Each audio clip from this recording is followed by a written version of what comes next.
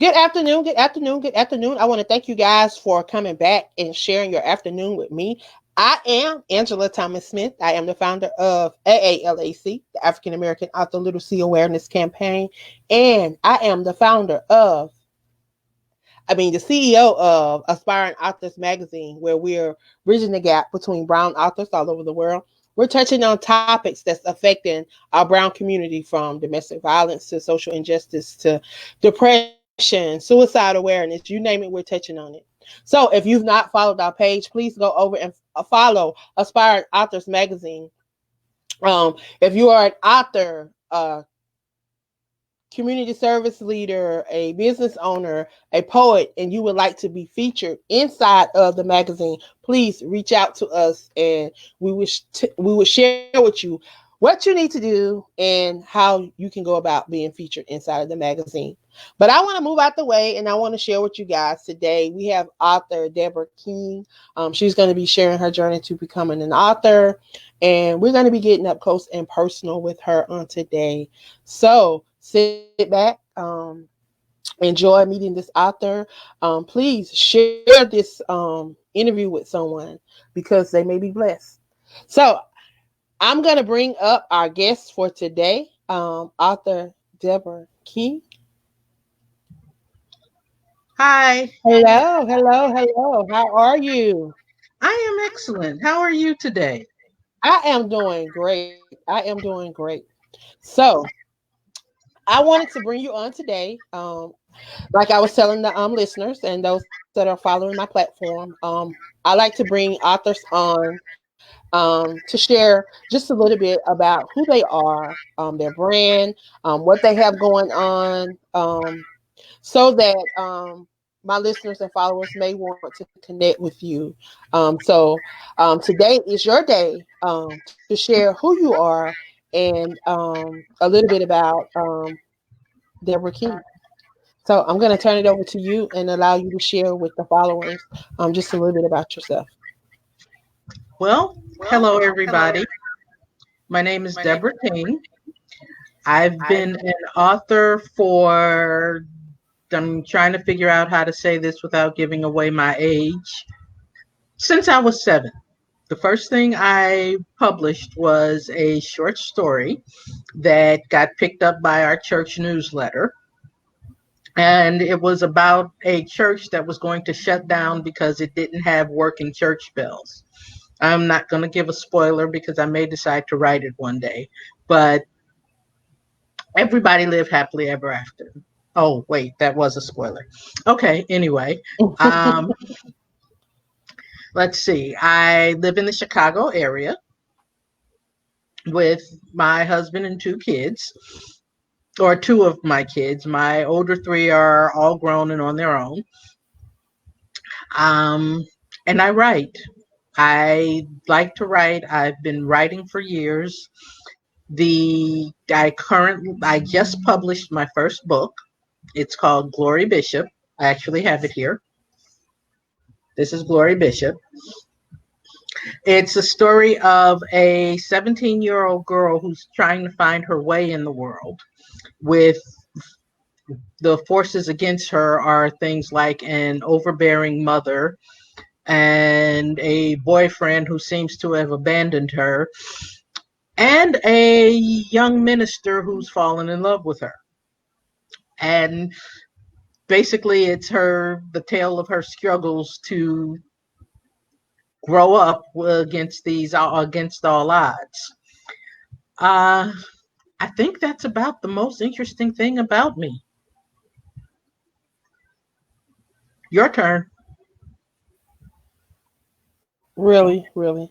So I know you said you've been writing for a while. I think you said, if I'm not mistaken, that you published your first published short story when you were 7 Yes. in your church newsletter, right? Yes. So what inspired you to start writing so young? Um, what made you want to pick up a pencil and write that story? I liked, I've always liked to tell stories. When I was little, my friends, when we would have sleepovers, my cousins and my friends, I would make up stuff. And sometimes it was grossly inappropriate. Sometimes it was really uplifting, but I would make up stories and tell them these stories were true. So, and whoever wasn't there, so if one of my cousins wasn't at the sleepover, the story was all about them. So I talked about people behind their backs a lot, but I made up these great, giant, epic stories. And when I realized that the church newsletter published things, they had published somebody else's poem, I decided that I was going to write my story. And that's when I came up with the church bells. And I remember the title was As the Church Bells Rang, because there was a soap opera, As the World Turns, and liked that. I loved that title. I had never actually looked at soap operas at that age, but I loved the title, so it became As the Church Bells Rang. um, and then I had teachers that encouraged me in writing. My sixth grade teacher assigned us a two-page autobiography, and mine turned out to be 16 pages, and it was 3 weeks late. And I didn't get in trouble. She let me write whatever I wanted to write. As long as I was writing, she was happy. Carol DeLuga, wherever you are, thank you. My seventh grade teacher let me write as well, and she insisted I enter contests and competitions and things like that. My family always encouraged my writing. My mother was my biggest fan. Um, let's see. Yes, I think that's about it. I've always had these people in my head that have wanted me to tell their stories. So when did you decide that, okay, I know I like to tell stories. I know I like to write. When did you decide that you would take the step to become an author and actually publish some of your work? Well, uh, I started writing Glory Bishop in 1992. And let's see. Yeah, I started writing Glory Bishop in 1992. And it began as a short story in a writing class. And the teachers, the two instructors, kept pushing me to expand the story. They said, "This is a great short story. This needs to be a novel." Fast forward several years, Dr. Cheryl Woodson, who's an incredible author, convinced me to go to a writer's workshop, writing a writer's conference. And while I was there, it was in Madison, Wisconsin. And while I was there, I pitched a story, and I sat through some seminars and workshops, and it occurred to me that this story in my head that I've been holding since 1992, it's time to let it go. It's time to get it out. I took a few writing courses, took a few workshops, got some great mentors out of Madison, Wisconsin. I have an excellent critique group, and I decided to finish the story and send it off to see if I could find someone who would publish it. And Red Adept Publishing picked up the story and ran with it. And that's how Glory Bishop was born. Man. So I know it took you a while to really get this book out. So in writing this book, um, were there what were some of the, I'm not gonna say hindrance because everything is not always a hindrance. What were some of the roadblocks Okay. that came up when you were trying to get this book out? Because it's 2020. Energy. And Well, this is for somebody, because somebody listening and they've been writing and they've been trying to get this book out, and I'm trying to help them. I'm trying to help them today, so they can go ahead and get that book out. well, let's see. I got married 2 times. I raised 5 kids. I took care of my mother. I went to school. I had to work. And there were times when writing, when the characters just didn't speak to me. Once I settled down and took it seriously as I was learning the publishing industry, there's a lot that goes into once you finish writing the book, you don't just run and say, okay, I'll publish it. I mean, nowadays you can, but that's not the best way to get your best work out. Exactly. I changed the ending a few times. I went through, I'm going to say 12 or 13 rounds of editing. The writer's block came up when, let's see, during all of this time, I was waging an infertility battle. Um,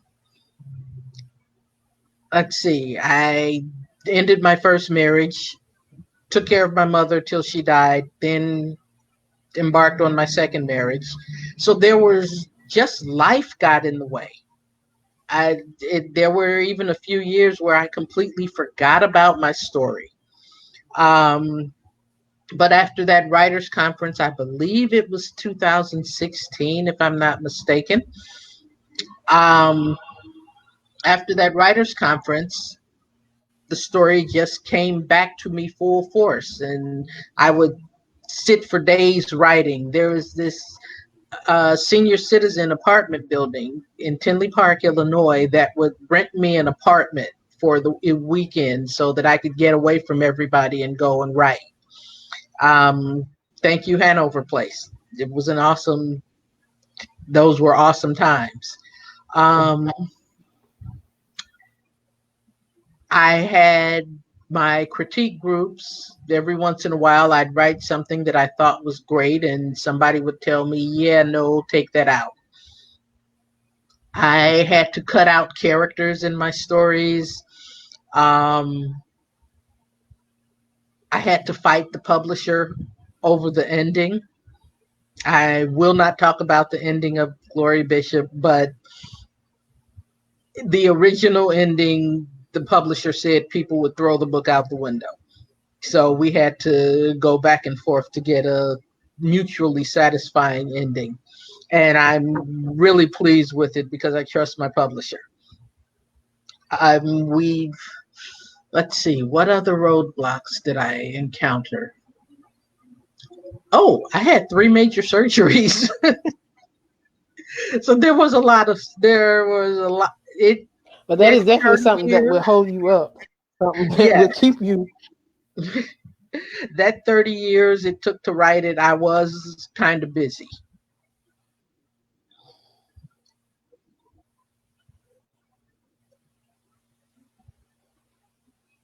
And that's about it. So I know you showed your book a little bit, but would you hold it up again so we can allow the people to see your book? And if you would read a synopsis of your book on the back, if you would just share Oh, just a little bit, just to give those that are tuned in just a little, something that they can go over and look for you on Amazon or on your okay. website. Okay. Glory Bishop lives her life in pieces.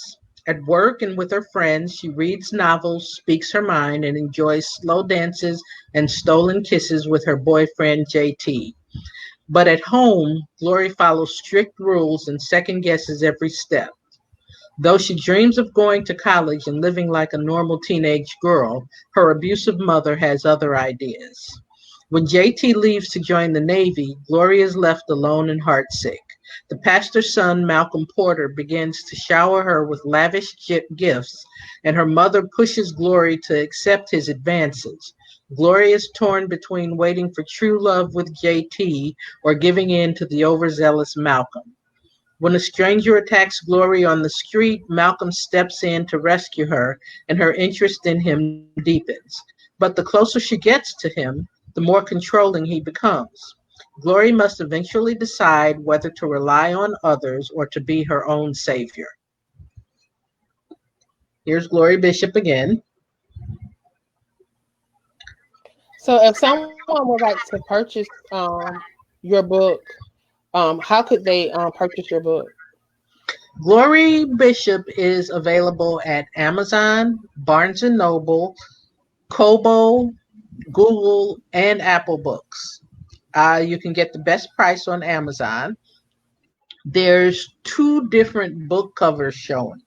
The cover that I just showed you with the young lady in the purple background, that's the cover of the paperback. On the ebook, there's a cover, there's a picture of a bird in a cage. It's the same book, same story, just two different covers. The publisher is deciding which cover to go with. I personally like the purple cover, but the blue cover tells more about the story. Okay, so if someone wanted to purchase your book directly from you, do you have a website where they could or if they just want to get in contact with you, do you have a website where they can reach out to you? And if you would mind sharing your social media links. Okay. I let's see. My website is deborrahlking.com. I got it. Um, I see you posted. yeah, I posted it in the chat. Um, I got it. okay, and all my social media links, I'm on Facebook, Twitter, Instagram, Tumblr, BookBub. I am not on. There's something that's really important that I'm not on. I can't think of what it is, but I'm pretty much everywhere. I'm gonna put your website up so that if they want to visit your website, they can visit your website, and your website should have everything listed. Yes, my I website have has it, everything. so I'm gonna post that for them so that they can see that. So this is her website. You can visit her website. Is that correct? Yes. Okay, so you can visit her website if you would like to purchase a book directly from her, or if you would just like to reach out and find out a little bit more about her. Um, is there anything else that you would like to share with those that are tuned in today about Miss Deborah King before we leave?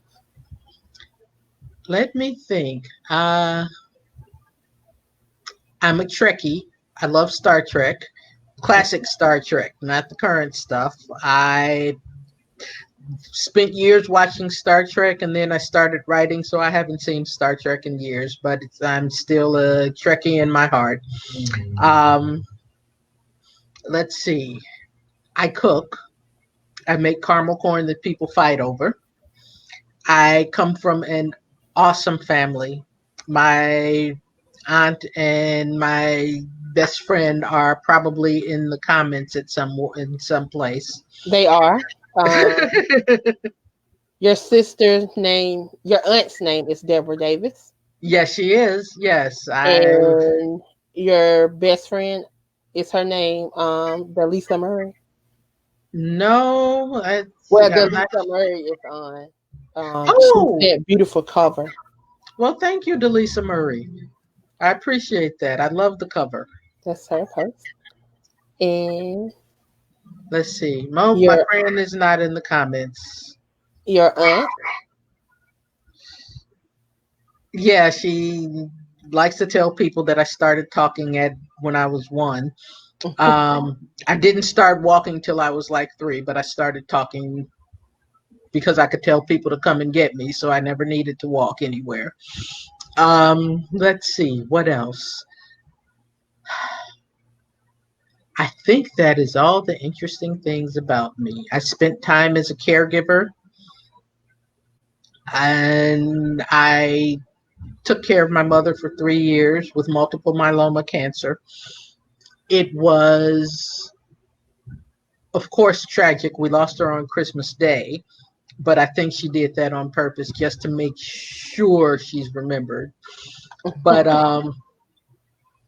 it was it was rough, but I my mother was my biggest fan. She loved everything I wrote. Even if I wrote bad things, she wouldn't tell me it was good. She'd tell me I have some challenges to overcome. But So that's the yeah, legacy of yes, always encouraging. I definitely. tell you, I definitely understand. I lost my mom 12 days after my 16th birthday. So Oh, um, I can relate in somewhat of how you feeling. She was my number one fan. She didn't get to see me as an author.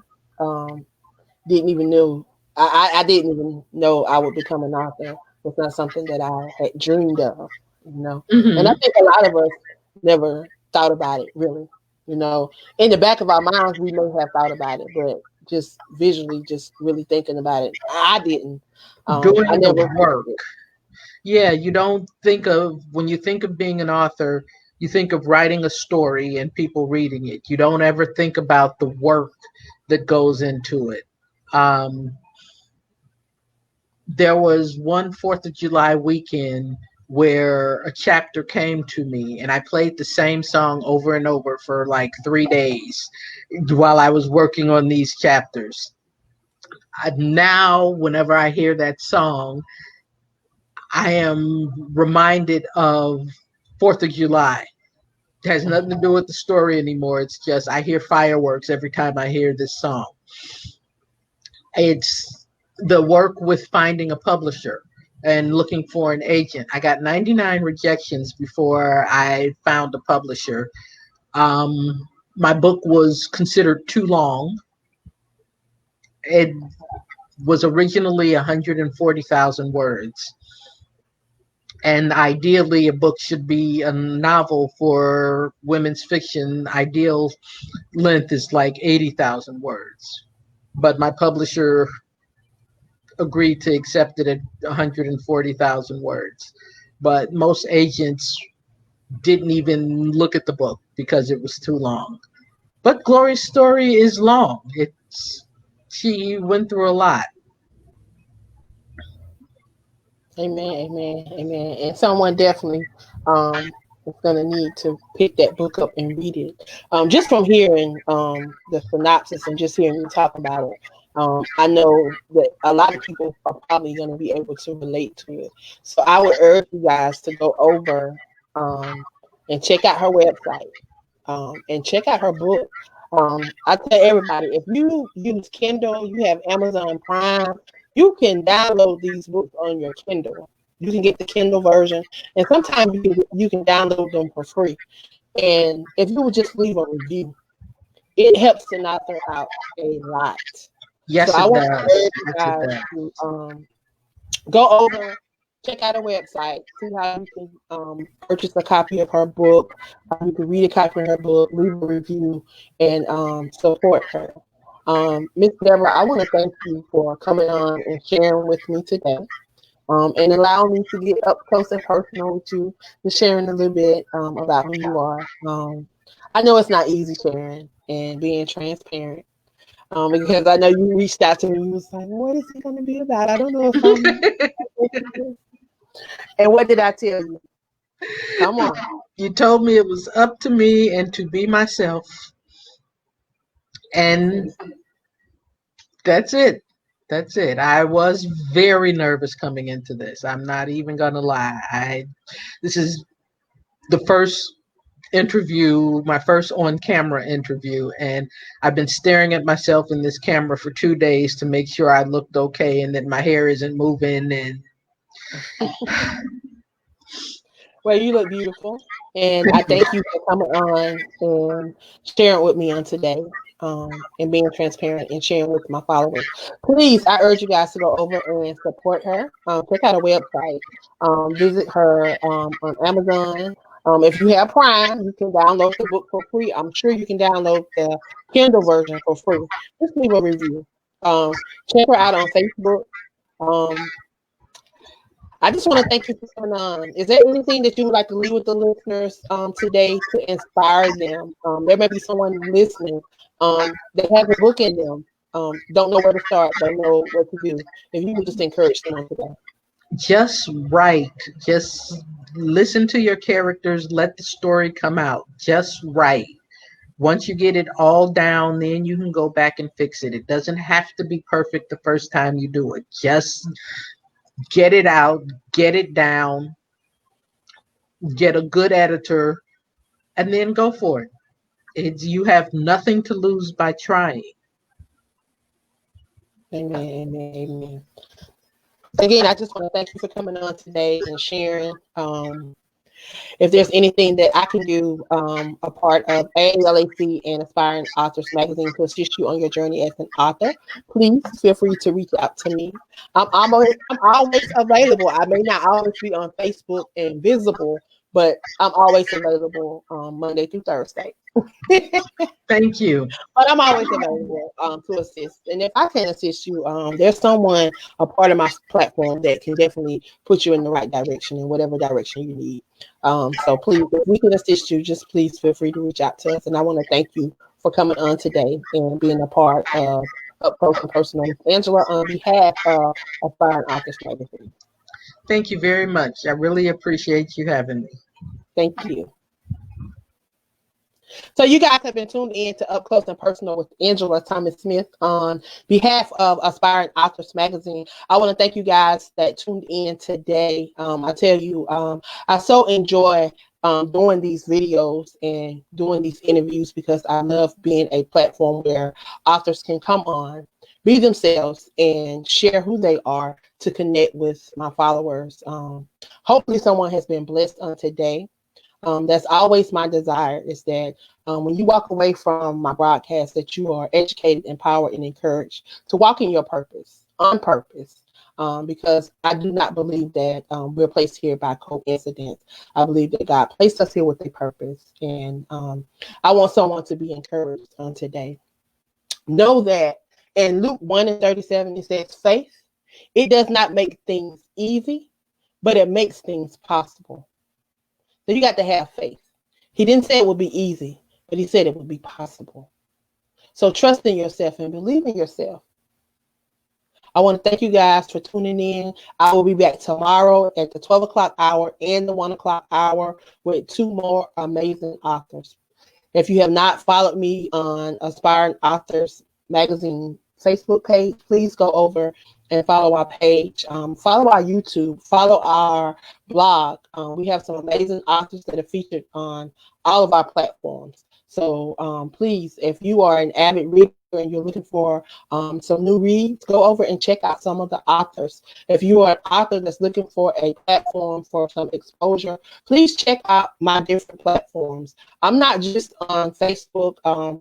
I host two radio shows. I have a radio show on Sador Radio. You can download the app from Apple Play or Google Play, and you can come on my show and be a guest on my show. I also do a monthly show that's a part of the Dynasty, the ONE Dynasty, which airs live right here on Facebook and Blog Talk Radio. If you like to follow us on Facebook, you can go over to Nazi Time and follow us on that. I tell you, I thank God for all of the platforms that He has allowed me to be able to be a vessel to share these authors. When I created AALAC to bring awareness to brown and Black authors all over this world. And I thank God just for that platform. So please share this video if you have been blessed. If you know an author or an avid reader that will be blessed from this video, please share it. It does not hurt to share. So thank you guys for tuning in. I love you guys, and I pray that you have a blessed rest of your evening. And hopefully I'll see you back here tomorrow at 12 p.m. noon.